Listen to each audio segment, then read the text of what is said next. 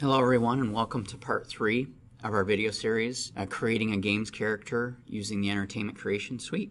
Again, with us we have Dave Bentley with us, and we're going to let Dave continue working in Sketchbook Designer. Now, what we've done in the background, we've had some meetings so that we can start, even dialing in closer to get our character. And so what I'm going to do at this point is hand this off to Dave, and he's going to start explaining the next couple steps here as we start getting to the point where we have the character finally, proportionally nailed down, and we can really start moving towards the final renders.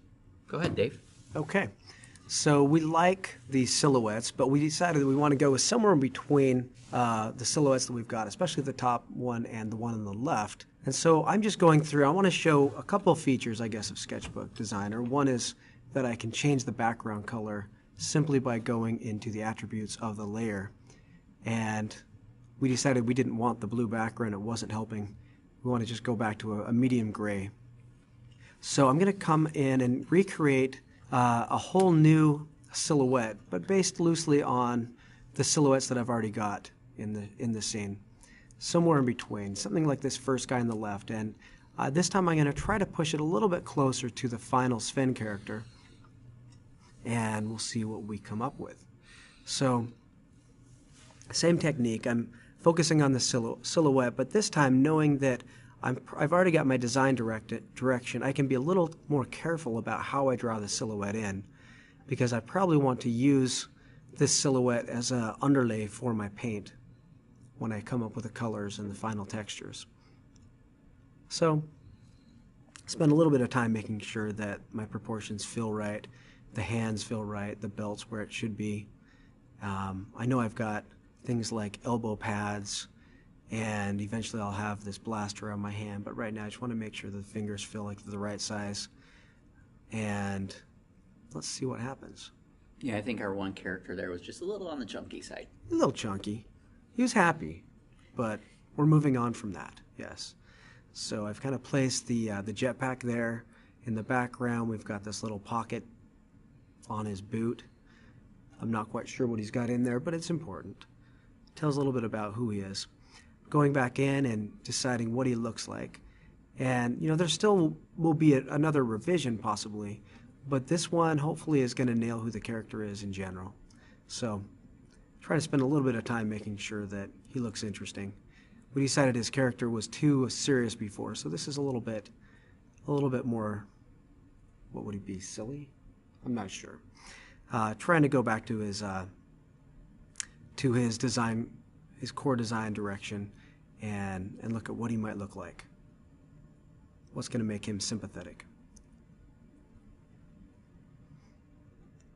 So we're actually capturing kind of what kind of emotion, because it's a game, we don't necessarily have any facial animation at this point, right? Right. Or we know that the face isn't going to move, but we need to have a decent pose. Right. That's not too funny, not too serious, but a good balance. He's got to be a decent neutral pose. And that's interesting for him because in this game he's not going to be he's not going to have any facial animation. That's one of in the design docs we realized that.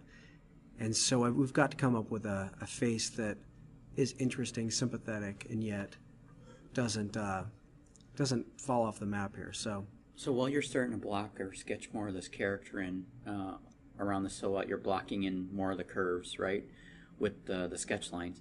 What kind of advice can you give the students as they're working on this project as being part of a team? And that, there's a lot of people involved in a game, right? So what can you tell them if they're in this portion of the design where they're doing this? What kind of advice can you give them around, getting good results and working as a team? I would say most important is not to fall in love with your own work, and be like completely open to criticism. In fact, invite it and ask others for their opinion. Does this feel like the character we want in our game? And they might say, I wasn't thinking that. And you know what? You might have to start over. But you know what? If your own designs are precious to you, you're going to get your feelings hurt, and it's going to cause problems in the whole game. You're not going to have a really nice design. It's perfectly okay.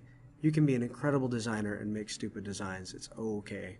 So I wouldn't worry so much about that. And like I came back here, I'm looking at this head and like, it's just not the right proportion. So It's not a big deal to just select it with a lasso, scale it a little bit, and I know because I've done this that I'm still not entirely happy with that head, but we're going to move on from now, and we'll come back in and maybe play with that a little bit. So give the students an overview of what we're going to see in the next video.